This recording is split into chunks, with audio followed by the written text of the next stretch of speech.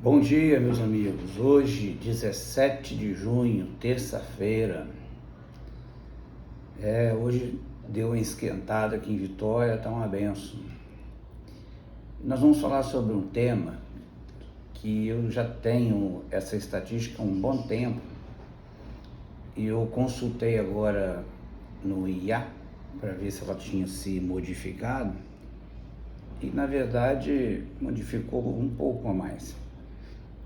Mas eu vou dar os números de outrora e só dar um pequeno acréscimo que eu vi que foi justamente na área militar, ok? A pergunta é, preste atenção nessa pergunta e como o assunto é muito delicado, ele mostra a real, como está a nossa situação no mundo. Eu vou copiar essa estatística e vou colocar naquela parte de referências que fica na plataforma do YouTube.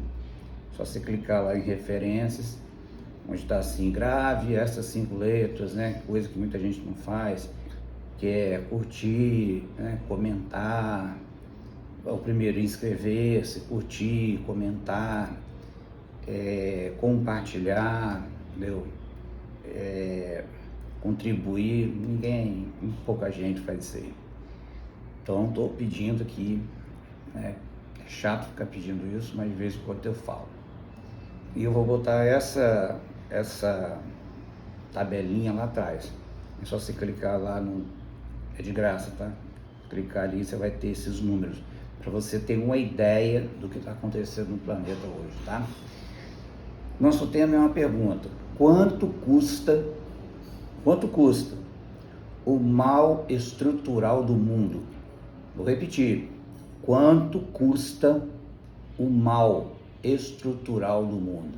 Vamos lá? Não se assustem, tá? Vamos lá.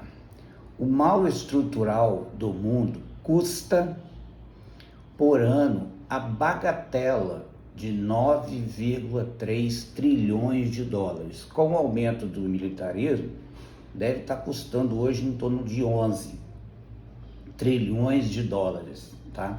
Nós vamos trabalhar com este número aqui, 9,3 trilhões de dólares. Olha lá primeiro, tá? Primeiro, financiamento de crimes. Sabe quanto é que custa por ano? 3 trilhões de dólares. 2, armamento militar, 1 trilhão, que hoje está 2,4 trilhões. 3, fraudes financeiras, 932 bilhões por ano. É mais também. Apostas, 815 bilhões de dólares. Tudo que eu estou falando aqui é em dólar, tá? Crime organizado, 750 bilhões de dólares. Alimento perdido aos ratos, tá? 400 bilhões de dólares. Tabagismo, 250 bilhões. Sétimo, sonegação de imposto, 250 bilhões de dólares. 8, drogas ilegais, 200 bilhões de dólares.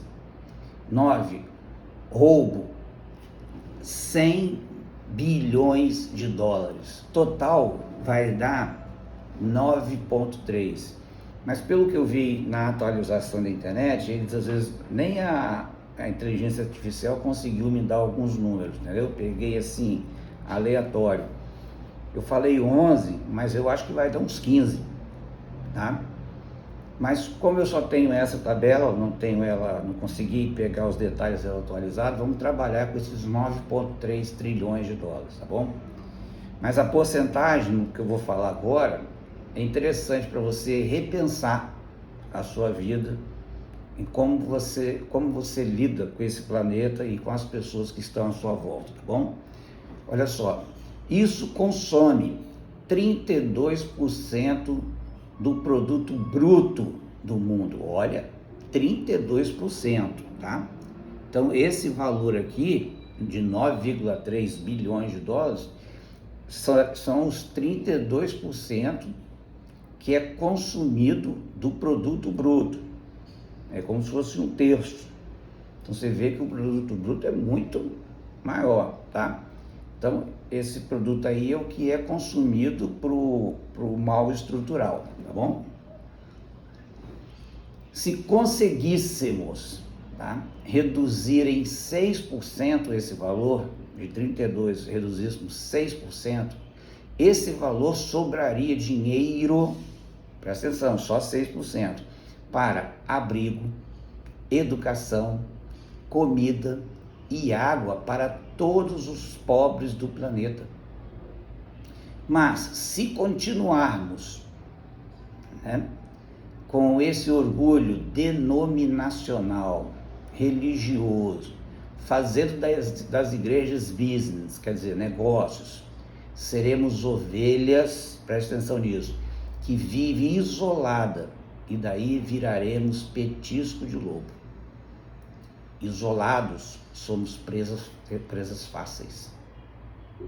Percebeu? E presas que pedem socorro e não são ouvidas.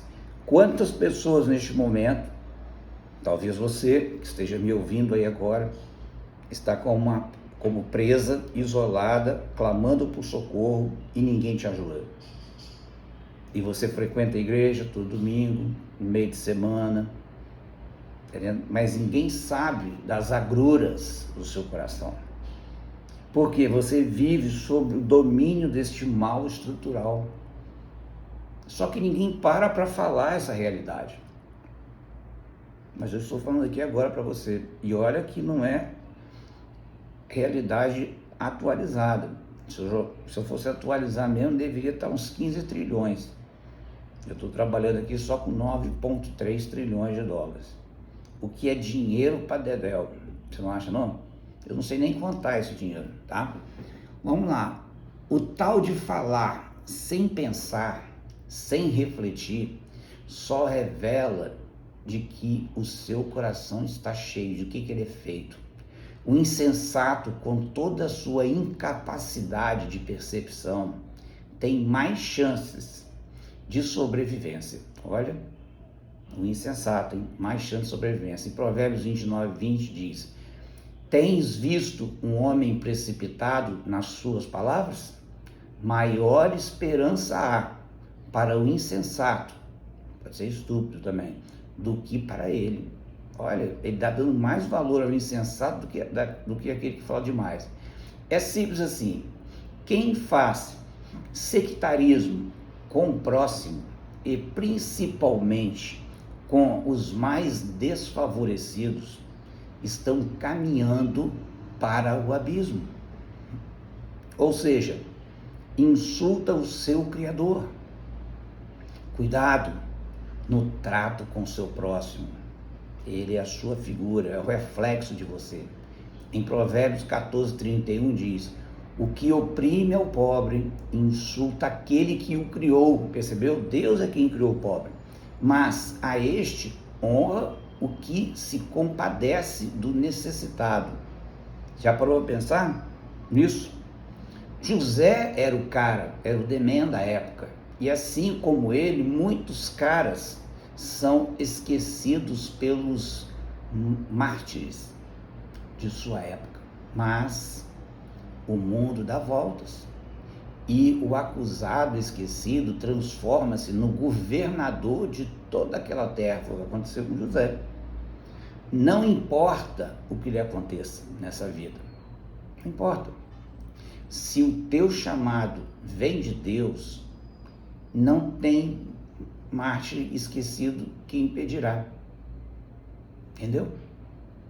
E Gênesis 40:23 diz: o copeiro-chefe, todavia, não se lembrou de José. Lembra que ele prometeu quando saiu, porém dele se esqueceu. E o tempo passou. Se você acha que não tem inimigos, saiba que você os tem.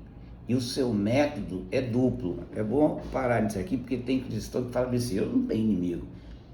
Né? Ele acha que por ele ser crente, né, cristão, ele não arruma confusão com ninguém. Você não precisa arrumar confusão com ninguém. Tem pessoas que não gostam de você só pelo fato de você ser um cristão, de você ser uma criatura que acredita em Deus. Não gosta de você simplesmente porque você confronta, porque você fala não. Percebeu? Quando você tem um posicionamento e fala, Se a pessoa discordar de você, provavelmente ela pode te cancelar, tá entendendo? Ela pode fazer qualquer coisa. Então a gente tem que ficar atento, entendeu? E simplesmente entender que o seu propósito aqui nessa terra, como eu já falei, foi ontem ou anteontem, você é um diplomata aqui. Esse aqui não é o seu país. Isso aqui não é sua terra, entendeu? O nosso passaporte, né, e tudo visto, tudo nosso é de outro lugar, é dos céus. Nós estamos aqui de passagem, tá? Primeira coisa que esses caras, os haters, né, que não gostam de você é o seguinte: ele põe dúvidas no seu decreto de libertação. Gente, quantas vezes eu já vi pessoas colocando dúvidas? E se foi isso? E se foi aquilo? Em coisas que eu já escrevi ou coisas que eu falei? Entendeu? Às vezes não vale nem a pena responder, porque é tanta ignorância, entendeu? E às vezes misturam alhos com bugalhos, você olha assim e fala, responder o quê? Entendeu? 2. E faz barulho para desviar-te do foco.